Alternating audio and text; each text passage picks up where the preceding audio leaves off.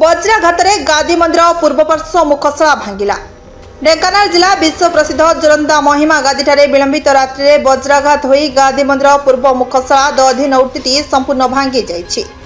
ସକାଳ ସମୟରେ ଜୋରନ୍ଦା ଅଞ୍ଚଳବାସୀ ଖବର ପାଇ ଘଟଣାସ୍ଥଳରେ ପହଞ୍ଚି ପ୍ରଭୁଙ୍କର ମନ୍ଦିର ପରିସରରେ ମୁଖଶାଳା ଦେଖିବା ସହିତ ଆଲୋଚନା କରୁଛନ୍ତି।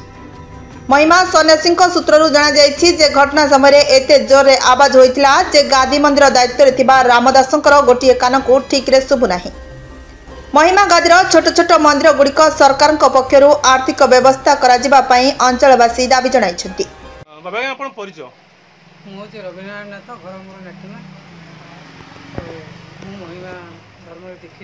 कौन कहे आम सका शुणिलु गादी मंदिर पूर्वकर मुखशाला तो दधिनदी संपूर्ण भांगी वज्रपात भांगी जाए कौन कहे बहुत दुखर कथा गुड़ा गादी महान गादी मंदिर मुखशाला भांगी जा बहुत दुख लगे।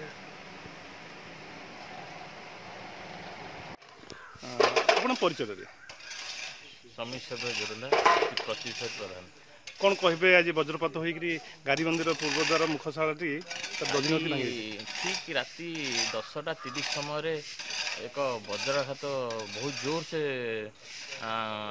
समस्ते भी शुणा पाई भी शुणा पाई आमर पूर्व मंदिर मुख्य मंदिर पूर्व दिगर मुखशालार दधिनौती गादी मंदिर पूरा पूरा खंड विखंड हो जाए देखुए आम अनुमान करमर आर्थिक अभाव ये सब घटी कौन दाबी रही सरकार को अनुरोध करमर जिते सब अच्छी छोट छोट मंदिर सब आमर करागले आर्थिंग करागले आमर से आउ सब घटना घटिया सहित आप देखुए मझिर भी दिखाड़ हो जाए बेले बोलिए यहाँ भी गली पाए जापे यहाँ मझी तेणुक आम अनुरोध करूँ सरकार को मोहनमारी सरकार को अनुरोध करुम आर्थिक व्यवस्था करागले मंदिर